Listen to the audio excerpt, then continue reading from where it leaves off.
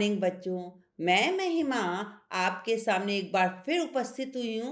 जैसा कि आप जानते हैं, मैं आपको ये क्लासेस जो हैं वो टीचर्स पॉइंट के प्लेटफॉर्म पर दे रही हूँ। तो चलिए, हम आज जो चैप्टर लेके बैठे हैं वो चैप्टर 1 का शुचि पर्यावरणम में से है। जो शुचि पर्यावरणम में से है, हम टॉपिक लेके बैठे हैं अन्वय का। राइट। अन्वय आपके लिए बहुत आसान है और मैं सोचती हूँ बच्चों, ये अगर आप थोड़ा सा समझ लें, थोड़ा सा रिवाइज कर लें, तो आपको आपके लिए 4 मार्क्स खड़े हुए हैं। कई किसी भी तरीके से 4 मार्क्स में से मार्क्स नहीं कर सकते हैं। उसका कारण क्या है? क्योंकि बच्चे, ये जो अन्वय होता है, जब मैंने आपको हिंदी अनुवाद करना सिखाया था, तब मैंने आपको हर शब्द को विग्रह करना, हर शब्द, जो 2 शब्द एक साथ दिए होते हैं, उनको तोड़ना सिखाया था। बस उसी तरीके का होता है। कहीं पर आधा शब्द लिखा होता है और आधे शब्द को आपको प्रयोग करना होता है। आधा शब्द फिल अप में होता है। अब देखिए बच्चों, जब हम अन्वय करते हैं, है ना? अन्वय करने के लिए, जैसे मैंने पिछली क्लास में आपको बताया था कि अन्वय के लिए सबसे पहले हम क्या करेंगे? सबसे पहले हम काटते जाएँगे। कैसे काटते जाएँगे? जो चीज़ हमारे पास लिखी हुई है, उसको हम काटते जाएँगे। बाकी 4 शब्द बचेंगे जो इन 4 फिलअप में यूज़ किए जाएँगे, राइट? तो देखिए, अब हम काटना शुरू कर रहे हैं। देखिए, दुर्वहम अत्र, यहाँ से अत्र निकल रहा है, तो यहाँ से हमने ये अत्र काट दिया। तो चलिए, हम सबसे पहले यहाँ क्या काटते हैं? यहाँ से अ और त्र, अत्र कट गया। ठीक है? नेक्स्ट, यहाँ पे जीवितम है, इसे भी काट दीजिए, जीवितम, है ना? अब आपके पास जातम, जातम ये है, जातम भी काट दी। ओके। प्रकृति रेव, प्रकृति, देखिए यहाँ से आपका प्रकृति कटा हुआ है। यहाँ से क्या बचा है? प्रकृति में विसर्ग आ जाते हैं। देखिए यहाँ विसर्ग लगे हुए हैं। मैंने आपको सिखाया हुआ है, जब 2 शब्दों के बीच में र आता है, तो जब हम 2 शब्दों को अलग-अलग करते हैं, तो वो र जो है विसर्ग में बदल जाता है। तो ये विसर्ग में निकल गया है, ऊपर का एव बचा है, राइट? और फिर शरणम, ये भी आपका। नेक्स्ट, शुचि पर्यावरणम, ये भवेत ब्रैकेट में है, यानी यहाँ इस श्लोक में नहीं दिया हुआ है, लेकिन ये भवेत शब्द जब हम बोलते हैं तो भवेत शब्द आता है, राइट? महानगरे मध्य, पूरा का पूरा शब्द दिया हुआ है, ये आपका कट गया। नेक्स्ट, देखिए यहाँ आ गया है चलत। जब बताया गया है आपको, जब 2 शब्दों के बीच में द आता है, तो वो एक्चुअली में संधि करने के बाद आता है। जब हम इसको संधि विग्रह करते हैं, यानी तोड़ते हैं, तो द त में परिवर्तित हो गया है और ये द आपका चलद, चलत हो जाएगा। और यहाँ से क्या बचेगा? है ना? और फिर नेक्स्ट, कालाय सचक्रम। नेक्स्ट, मनः, है ना? और फिर तनहु। ओके। नेक्स्ट देखते हैं, तनु।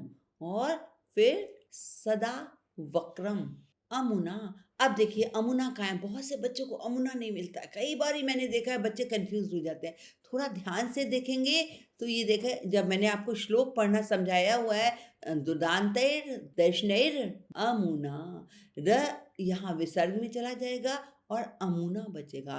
और यहाँ पे क्या लिखा हुआ है? अमुना। ठीक है। अब यहाँ पे दुदांतै, जन ग्रसनम। ओके। और नेव, न और एव, नेव।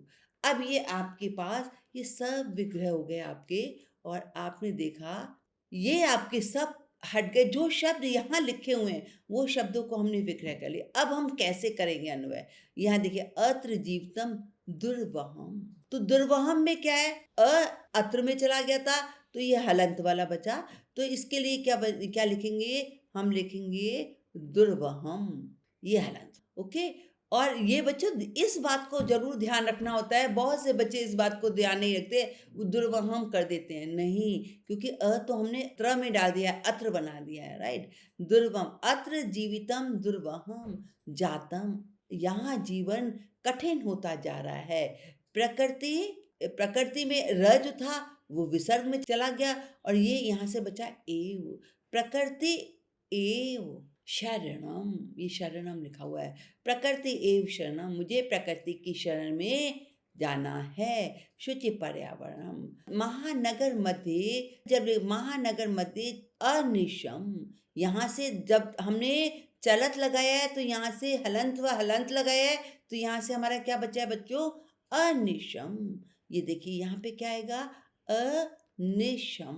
कालाय सचक्रम, मनः कालाय सचक्रम, ये बचा हुआ हमारे पास, तो ये फिलअप में आएगा। मनः शोषयत तनुपेशयत। अब देखिए यहाँ ये हुआ सदा वक्रम। अब ये आप हमारा रहा हुआ है सदा वक्रम भ्रमति, भ्रमति। और फिर नेक्स्ट अमुना दुर्दांतई, दुर्दांतई में विसर्ग आ गया, यहाँ हो जाएगा दशनई। और दशनई में देखिए बच्चों ये र है, र में से अ तो अमुना में चला गया था, र का र जो बचा वो विसर्ग में चला जाएगा। दर्शनई अमुना दुर्दांतई दशनई जनग्रसनम न एव, यहाँ बचा स्यात्। और स्यात् में मैंने आपको बताया है जब न होता है उससे पहले वाला न किस में परिवर्तित हो जाता है? त में। मैंने बहुत क्लासेस में आपको बताया हुआ है कि त में द त में परिवर्तित हो जाता है, ज त में परिवर्तित हो जाता है, बहुत जगह मैंने समझाया हुआ है। फिर से मैं आपको समझा दे रही हूँ कि जब दो शब्द होते हैं तो न और न आए तो ये जो न होता है वो किस में परिवर्तित हो जाता है? त में। इसी तरह से ज और ज आए वो भी आपका त में परिवर्तित हो जाता है, और आपका द आता है वो भी आपका त में परिवर्तित है। तो भ्रमति अमुना दुदान्ते दशनई जन ग्रसनम न एव। अब ये जो है स्यान की जगह क्या हो जाएगा? स्यात्। राइट। तो आपने देखा कि हमारा अन्वय करना कितना आसान है। जो शब्द पहले आ रहे हैं उन्हें काट दीजिए, बचे हुए शब्दों को आप सिस्टम से लगाते चले जाइए। आपको हिंदी तो मैं समझा ही चुकी हूँ, उम्मीद करती हूँ आपको कि आप सबको इस श्लोक की हिंदी आती होगी। चलिए अब हम दूसरा करते हैं। हमने मंजूषा को भी नहीं देखा, मंजूषा के बिना हमने श्लोक के माध्यम से ही इनको कर लिया, ठीक है। और आपके पास मंजूषा भी दी हुई है। बहुत बार मंजूषा आती है बच्चों, कभी कभी हमारी मंजूषा नहीं भी आती है, तो हमें मंजूषा के बिना भी श्लोक के माध्यम से हमें अन्वय भी करना आना चाहिए। Right, okay. चलिए अब हम दूसरे नंबर श्लोक पे चलते हैं, और दूसरे नंबर श्लोक की भी मैं इस बारी आपको मैंने श्लोक के माध्यम से सिखा दिया कि हम शब्दों को कैसे फिल करेंगे। अब मैं आपको जो आपके पास मंजूषा है उसके माध्यम से हम कैसे श्लोक को करेंगे। देखिए हिंदी आपको आनी चाहिए श्लोक की, ये तो आपको बिल्कुल 100% आनी चाहिए, तभी आप कॉन्फिडेंटली कोई भी काम कर सकते हैं। और आपको जब आप करके उठेंगे तो आपको लगेगा कि मैं 100% राइट हूँ। राइट। अगर आपको हिंदी नहीं आती होगी तो आप बहुत ज़्यादा डाउट में रहेंगे। राइट। तो चलिए अब ये आ गया, मैं दोनों तरीके से सिखा देती हूँ, पहले काट भी देती हूँ फिर इन शब्दों को नीचे से भी उठा लेंगे। शत शटकी यानम, ओके। फिर धूमम मुंजती, ये भी आपका कट गया। नेक्स्ट वाष्पयान माला संधावंती, और ही याना नाम सन। अच्छा इधर ही और आया हुआ है, ये देखिए धूमम मुंचंती ध्वानम, ध्वानम भी आया हुआ है, ध्वानम को काट दिया। नेक्स्ट आ जाइए ही याना नाम, ये देखिए विग्रह कैसे हुआ है। ही याना नाम को हमने कैसे विग्रह किया है? ये यण संधि है बच्चों, ही जमा अनंता, अनंता, ठीक है। तो ये आपका क्या कटा हुआ है यहाँ पर? ही है। याना नाम और पंक्तियों, पंक्तियः। देखिए जब ये मैंने ओ की मात्रा आती है तभी भी हमारे ओ, दो शब्दों के बीच में ओ लगा हुआ है तो वो विसर्ग में परिवर्तित हो जाता है। राइट। तो संस्रणम। अब आपके पास देखिए जो शब्द बचे हैं वो भी देख सकते हो, कज्जल मलिनम है ना, वितरंती और कठिनम और अनंता। यहाँ से यह हट जाएगा, अनंता ये गुण संधि, वो सॉरी यह संधि के माध्यम से। राइट। तो अब देखिए षट षटकी यानम धूमम मुंजती, तो हमारी मोटर गाड़ियां जो है वो कैसा धुआं फेंक रही है? कज्जल मलिनम, कज्जल मलिनम ना काजल की गंदगी के समान। देखिए काजल काला होता है उसके समान काला धुआं फेंक रही है। तो यहाँ पे आ जाएगा आपका आंसर आएगा यहाँ पे कज्जल। देखिए नीचे भी लिखा हुआ है, आप नीचे से भी उठा सकते हैं, कज्जल मलिनम। अब ये और ध्यान दीजिए, देखिए कज्जल मलिनम यहाँ ऐसा लिखा हुआ है, यहाँ पे म इस तरीके से लिखा हुआ है। आपको मैंने बहुत बार समझाया हुआ है, म के पीछे, म के बाद अगर व्यंजन आता है तो वो विसर्ग में परिवर्तित हो जाता है। तो यहाँ पे म अलग से है, इसलिए म लिखा क्या है, और जब ये श्लोक में आएगा तो मले नम ये हो जाए, राइट, क्योंकि पीछे हमारे पास ध आ रहा है। तो षट षट्कियानम कज्जल मलिनम धूमम मुचति ध्वानम ध्वानम वितरंती, है ना, ये वितरंती इधर भी लिखा हुआ है।